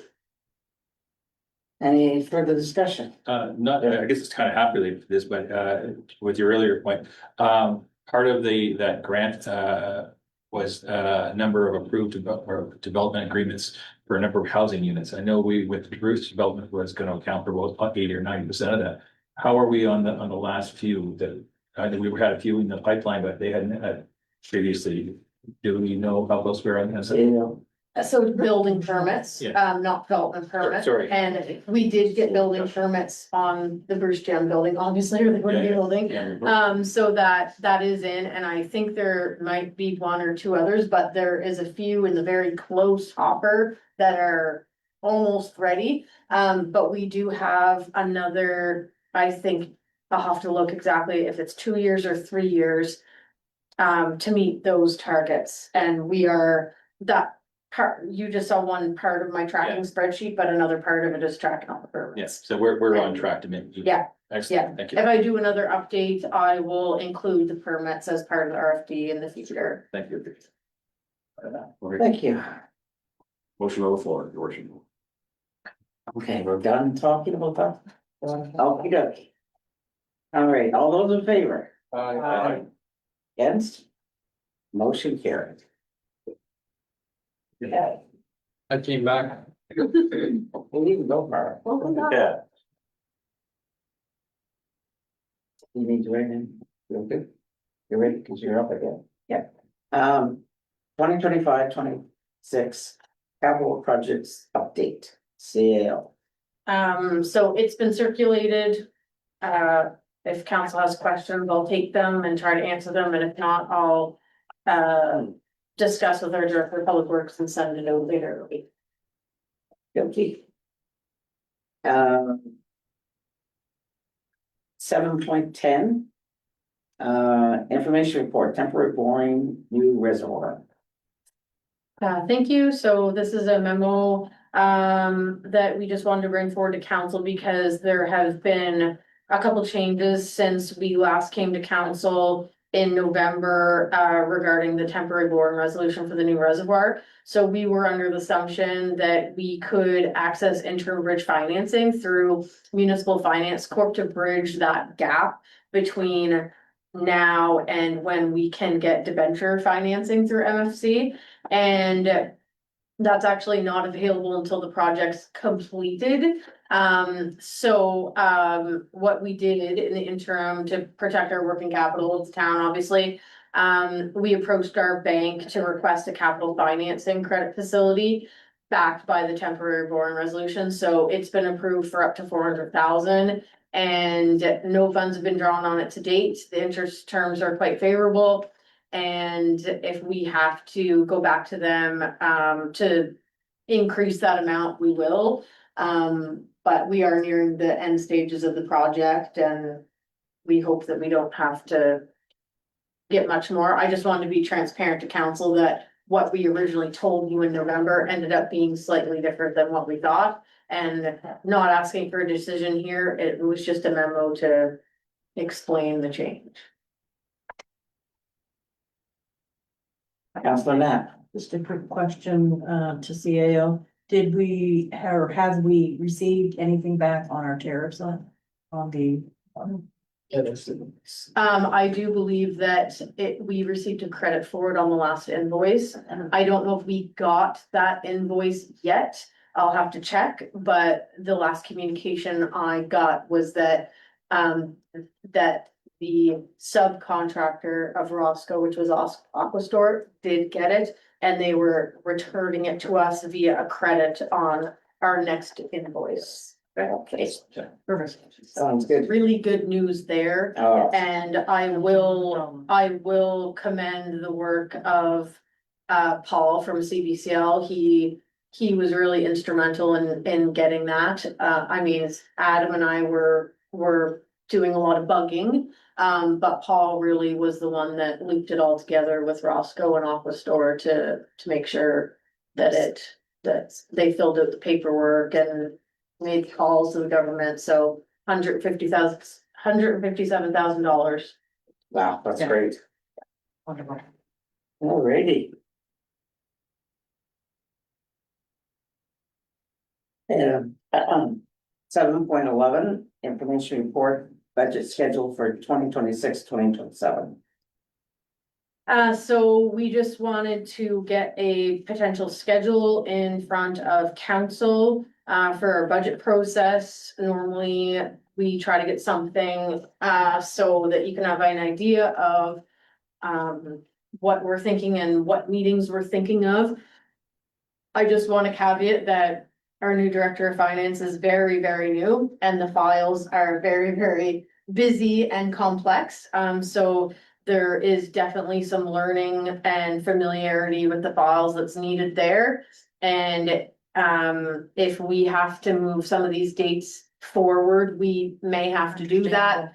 We are going to do our best to meet these deadlines, but I just want to caveat that you know, she needs to understand the files and understand how they work in order to get it right. And so I would rather be late and more right than fast and not accurate. So, but this is kind of putting it out there. So this would see, last year we got some feedback that it would have been, which we knew at the time, but would have been more helpful if the public input session was before council had already seen it twice. And because it kind of appeared to the public, I think that council already had made some decisions and then, oh, by the way, what does the public think? So we're suggesting we do that first. So at our March 2nd committee of the whole meeting at 6 o'clock before committee of the whole, we would hold that public information session. The goal would be that council be present for that session so you can hear the public feedback, and then we'll go right into committee of the whole. And we won't re-present everything that just got presented, but if there's some additional items that our director of finance feels should be mentioned at committee of the whole, we will do that, and then move into deliberations at committee of the whole. And then I looked back the last few years and we usually did have one or two other special committee of the whole meetings to look at different versions of the budget. Yeah. So tentatively, I, think it would be good to keep the meetings on Monday so that we have time to make the changes in the file. And by we, I mean Leah. So, and get it out to council to look at before we have our next meeting. I know last year we met on a Monday and then on a Thursday and then the following Monday, but I'm familiar with the file and, I want to give Leah the best shot at getting things in it right. So this is why we proposed what we did. And then obviously the final budgets will go to a special council meeting at the very end of March. And then that would kind of get our budget hopefully approved before the end of March. And that would also take a little bit of pressure off the finance department, specifically the director, because we're getting into year end around that same time. So to try to be working on the budget in April and May is going to be really challenging. with year-end work going on at the same time. They won't have anything to do all summer, then, if they get the audit done, The the audit. budget done, it's like, take the rest of the summer off. So, this was just more of an info document, just to show council what we're hoping to achieve. And if everyone is okay with it, we might throw those special meetings in your calendars, in your Outlook calendars, so that you have them now. If we don't need a version 3 meeting, we'll all know that, and we'll just cancel it. Right. Or we'll switch it and change it to a special council meeting, and it can get approved on March 23rd. So, It's best to have them in the calendar that way, if we have Thank to you. cancel, it's better. Yes, Deputy Mayor. I just want to say that I'll be absent for the March 16th meeting. Oh, that's right. All right. And at the same time, sorry, that, hopefully we won't need a version 3 because on the 23rd I'm away. Are you going, kid? What's that? Are you going, kid? I'm only going to Moncton. Oh, you're only going a month. I'm only going to Moncton. Yeah. No, I have another. further than that. I have We'll another. go a little further, yeah. No, And no, I'm not taking my iPad. no. No, he's not. Yeah. and Alrighty. that is all. And that is all for all that. So, you've had an opportunity to read all the reports. Is there any questions that you'd like to ask or? I have one, fine, I think it's for finance. Tax sale notices, do they happen yearly, every 3 years? Yes, it. We are going through, a tax sale process that, I don't believe we've necessarily followed, at least in the past few years I've been here. I know that council has brought it forward a few different times, but we just haven't had the capacity in the finance department to do it. So, our contract accountant, Kevin Matheson, he has kickstarted that process. And I guess Leah, do you have anything to add about, I know he kind of sat with you on some of that, but do you have anything to add on dates or where we're at in the process? So there would be a list of, taxpayers that haven't made any contact with us. Is that like a 1 year thing, a 2 year thing, or in the last 3 years? So How far does that go back? so anyone that would have, any taxpayers that, have arrears more than 1 year, Okay. that are more than 1 year in arrears, we've reached out to them to ask, to make arrangements. Right. So there is, there are some that we need to proceed with further at this point. Well, I know the county puts it on, they put a big thing on Facebook last week. Just wondering, like, do we do the same thing as a? We will be doing Doing something that. similar, yes. Okay. Good, great, that's the only question I have. Anybody else have any questions? Councilor Smith? Website. Do we have any kind of date to expect when that will be We're finished? Council, Theo. We are hoping to get a meeting with the website developer soon, so he has everything from us that he needs. He has all the pictures, he has all the content. So it is now with him to develop. When we met with him before Christmas, he had the framework of the website done, but didn't have like all the content on there or anything yet. But he haven't given us any, No, but Schedule yet? I'll make a note to follow up with him and see if he can provide us with a deadline. I'd really like to start this year with that finished, so we'll move on to other things. Been a long time coming. Yeah. Just as a follow-on to that, are we gonna get any input at some stage, I don't know if input's really the wrong word, but to avoid a situation where we get to the end of this thing, we really get plopped with a website that we're not necessarily happy with, do we get a kind of a stage report at some stage and say, okay, this is where we're at? Kind of a preliminary, everybody's happy with this, and then go forward, or is that something we're gonna get with this, or is it just gonna be a? Who are you defining as we? Council? I think that's beyond our purview. It's I more see. operational, so no. Yeah, no. I don't know the website, so Maybe if I can manage to get through it, then it's a good website. If I can't, then it's not a good website. So you cannot use me as your Anyway, so any other questions from the management's reports?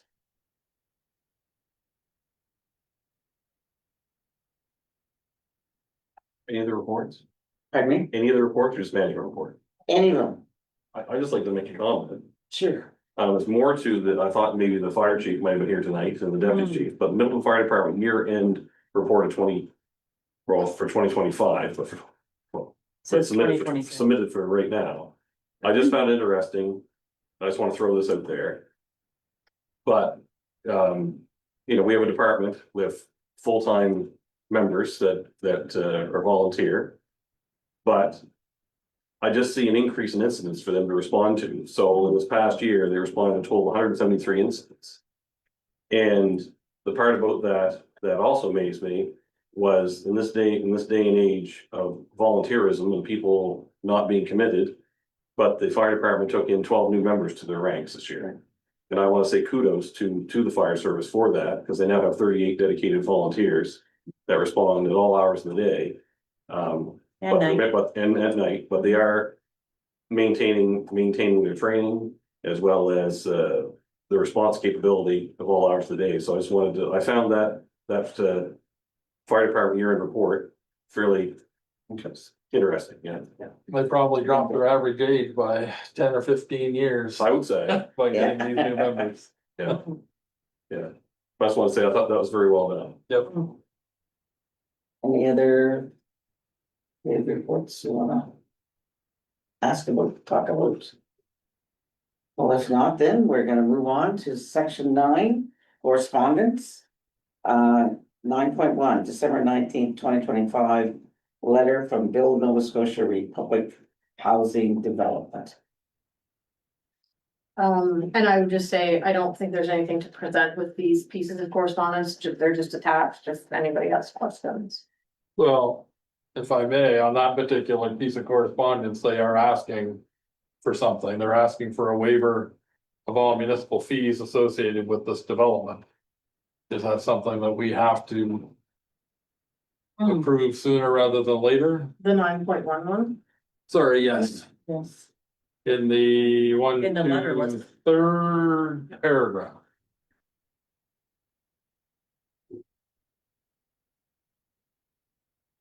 I will have to follow up with them on this because my understanding was that because it's provincial housing that Just goes forward. it just goes forward. They So asked. I'm not sure, I'll have to take that back and get clarification on that. While you're talking to them, can you ask them when they're gonna stick a shovel in the ground? And maybe that can be tied to whether we waive any fees that we are entitled to charge. If you wanna start digging in June, we can probably accommodate. We gotta get that stuff going.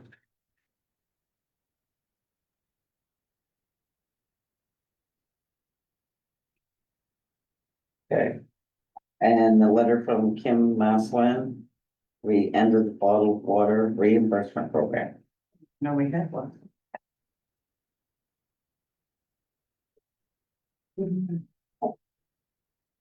That didn't really affect our community in any way. I think that would probably. No. But It's the county. Right. I think. Okay, and a letter from Pastor Jeff Millen, Big Doors to Hope Society, the solution notice. The same. I don't know. And that is the group that was planning to do the development over Sunset with the little mini homes or tiny homes, is that correct on that? What? There was a proposal a couple of years back where they wanted to build tiny homes. I think it was over on Sunset Avenue. Am I getting that right? I might be, This really is the delusion of that group altogether. Yeah, They yeah. had the shelter at the church. Oh, yeah, no, I was Yeah, aware of that. I so thought that- they were involved with the other one as well, but Oh, okay, I don't know about that, but anyway, this is basically to tell us that. Yeah. This group is no longer around to help out, so. Okay. Well. Further business. We're gonna move to the camera. No, we're not. Item My 10, members. So. I missed, My favorites. yes, Betty, yes. Much too early. Sorry, I see your brief. Counselor Archibald. Yeah, thank you, actually. I wanted to express sincere thanks to staff, for getting this information packet out, even though it came up pieces well in advance. That was genuinely helpful. And I sincerely appreciate that. Thank you. Counselor. Just a question, really. I spend some time walking around Riverside Park. And curious, who's responsible for like the infrastructure, so the benches and all that? Is that Rotary, the Rotary Club? Or is that left to us now that it's built? I think it's probably left to us. Okay, so just along that lines, there's a lot of stuff down there that needs repairs. Benches especially. Whatnot, just wanted to make note of that. There's, when I was down that particular day, it was just a couple days ago, it was beautiful out, and I was surprised at the amount of people that were walking it. And I mean, I know that we've had a lot of bad weather and we can't look at that till spring, but there's a lot of branches and stuff down, but I'm more concerned with, you know, picnic tables that are leaned over on the side because the water is eroded, you know, the base where the cement is and things like that. So just wanted to make note of that. Thank you. Counselor Smith. I want to give a shout out to our public works guys. They've had some challenges over this last month and I think they're doing a bang up job. We have cameras all over our house, so don't let anybody try to steal anything, but they capture Tony or whoever's in the little sidewalk plow going by at all hours of the morning, 3 o'clock, 4 o'clock in the morning.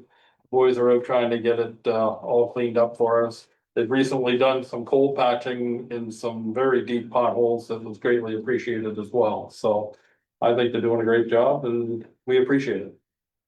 Thank you, I'm sure. We'll pass that on. Don't see it. Deputy Mayor. I have nothing for you this evening, your worship. Oh, write that down. I think I've said enough to me. All of his lights must be in place. No, they're No, not. they're not. Yeah. He's not allowed to bring them up. Well, now you mentioned it. I shout out to Public Works, the crosswalk lights at Main and King Street. They're all on. Well, The they're crosswalk lights at Main and Gates not so much. are completely out. And the street light at 352 Main Street is still out since September. Okay. So. You had to poke the bear. Yeah, Get my motion. Deputy, Director of Public Works, if you're listening, you can thank Councilor Bartle. Bring it up. I was gonna leave Leave it alone. Sleeping Dogs Live. You wouldn't have though. You would Well, wait to the end. Might of have been it. emails and the CAO, but. I'm done, your worship, thank you. Thank you. Councilor Fournier. I wanted to echo what Councillor Archibald said. I was really, really pleased to get all the information early. I had a little bit more time to read it all through. It's very well done, really well organized today. Thank you. And Councilor Knapp. I'm just gonna copy Dan how well that the Who? Public Works counselor Smith. Thanks, Bernie. See? See, it happens. How well the Public Works is doing, they're doing a bang up job here in the town. You see these Facebook posts about, people doing certain things and they're not getting around, but they are, right? For the staff that we I have, was just gonna say. we don't have that big of a staff, and I think the staff that we have, they're doing a bang up job. And that's why it was important to post the snow clearing Yeah. process or Yeah. timeline for Right. residents. Every 2 or 3 weeks, I think they need a reminder. No, And that's all. thank you. Now. Well. It's been about the power being off this morning but yeah, I too see the public works guys a lot because of the nursing home there. And they are right on that, like they are. Yeah. Bang, like I can tell when the snow is down, I can hear, I know it's. So yeah, the public works guys are doing a great job and I know there's not many of them to do the work, so. They do a great job for us. And everybody else, everybody does a wonderful job. Counselors, CAO. Oh, Sarah. what's in her coffee? Next What's her coffee again? Not gonna make friends. Anyway, enough. So moving on. We are now gonna go in camera, so we need to come out of, You gotta read us deal. oh, I gotta read it, oh. Night, Spend too much time off. that's right. That concludes our live streaming of today's meeting. Our next meeting will be the committee of the whole meeting on Monday, February 2nd, 2026. The agenda package will be posted on town's website on Friday, January 30th. And if you have any questions, comments, concerns, or ideas that you would like to have addressed during the Anything by Citizens part of the agenda, please submit them to ea@town.middleton.ns.ca by noon on Monday, February 2nd. Thank you for watching.